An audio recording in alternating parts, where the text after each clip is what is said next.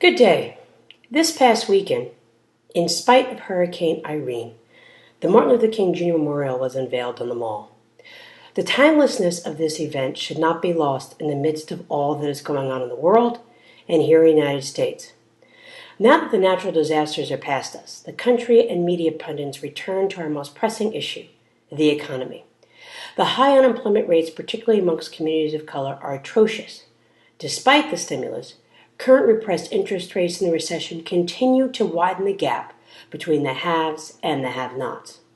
The role of civil rights leaders such as Martin Luther King Jr. and many others must not be marginalized to just their pursuit of rights for people of color, but be raised up as reminders of their pursuit for the rights of the poor and the marginalized. Throughout the civil rights movements, activists have always been engaged with economic issues, from using economic tactics like the Montgomery bus boycott and the boycotts of places like Woolworths that accompanied the lunch counter sit-ins, to economic demands, including the 1963 March on Washington for jobs and freedom, where Martin Luther King is best known for giving his I Have a Dream speech. King began to focus more on economic issues in the last few years of his life. In fact, in 1966, he began working in Chicago and other major cities to address housing and employment discrimination. In 1968, before he was killed, he was working on organizing the Poor People's Campaign, bringing together poor people of all races in an attempt to win an economic Bill of Rights of anti-poverty policies. In August 1967, the Reverend Dr. King spoke to the Southern Christian Leadership Conference in a speech called "Where Do We Go From Here?" He said, "The problem indicates that our emphasis must be twofold. We must create full employment, or we must create incomes. People must be made consumers by one method or the other. Once they are placed in this position, we need to be concerned that the potential of the individual is not wasted. New forms of work that enhance the social good will have to be devised for those for whom traditional jobs are not available. Work of this sort could be enormously increased, and we are likely to find that the problem of housing, education, instead of preceding the elimination of poverty, will themselves be affected if poverty is first abolished. The poor, transformed into purchasers, will do a great deal on their own to alter housing decay." He also noted, "We must honestly face the fact that the movement must address itself to the question of restructuring the whole of American society. There are 40 million poor people here, and one day we must ask the question, why are there 40 million poor people in America? And when you begin to ask that question, you are raising a question about the economic system, about a broader distribution of wealth. When you ask that question, you begin to question the capitalist economy. And I'm simply saying that more and more we've got to begin to ask questions about the whole society."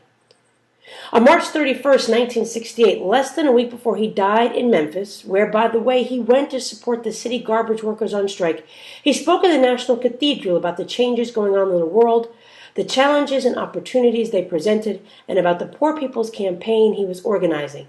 In his speech entitled "Remaining Awake Through a Great Revolution," Dr. King noted, "There's another thing closely related to racism that I would like to mention as another challenge. We are challenged to rid our nation and the world of poverty. Like a monstrous octopus, poverty spreads its nagging, prehensile tentacles into hamlets and villages all over our world. 2/3 of the people of the world go to bed hungry tonight. They are ill-housed, they are ill-nourished, they are shabbily clad. I've seen it in Latin America, I've seen it in Africa, I've seen this poverty in Asia. Not only do we see poverty abroad, I would remind you that in our own nation there are about 40 million people who are poverty-stricken. I have seen them here and there. I have seen them in the ghettos of the North. I have seen them in the rural areas of the South. I have seen them in Appalachia. I have just been in the process of touring many areas of our country, and I must confess that in some situations I have literally found myself crying. This is America's opportunity to help bridge the gulf between the haves and the have-nots. The question is whether America will do it. There is nothing new about poverty. What is new is that we now have the techniques and the resources to get rid of poverty. The real question is whether we will have the will. In a few weeks, some of us are coming to Washington to see if the will is still alive or if it is alive in this nation. We are coming to Washington in a Poor People's Campaign. Yes, we are going to bring the tired, the poor, the huddled masses. We are going to bring those who have known long years of hurt and neglect. We are going to bring those who have come to feel that life is long and a desolate corridor with no exit signs. We are going to bring children and adults and old people, people who have never seen a doctor or a dentist in their lives. It is important that in order for us to know where we need to go, we need to understand where we have come from. The Center for American Progress did a wonderful historical on the progressive movement. They noted that at the turn of the 20th century, the nation as a whole began to experience unprecedented increases in prosperity with the advent of industrial capitalism, a rising class of wage earners, and shifts in agricultural production. But the many people left out of this growth and opportunity experienced widespread hardship.